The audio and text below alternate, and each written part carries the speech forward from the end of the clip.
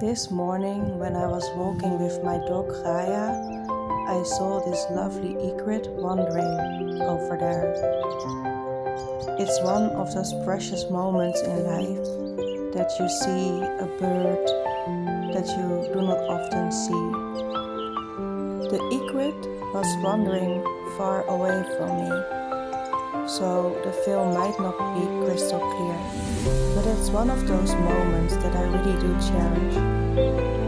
Nature can give us moments that we enjoy and that we can remember for the rest of our lives. I really cherish these moments, and I love to hear if there are moments in your life that you have encountered in nature or at other places that you do really cherish. So feel free to comment and to tell your lovely cherished moments. And I hope you all have a very lovely day.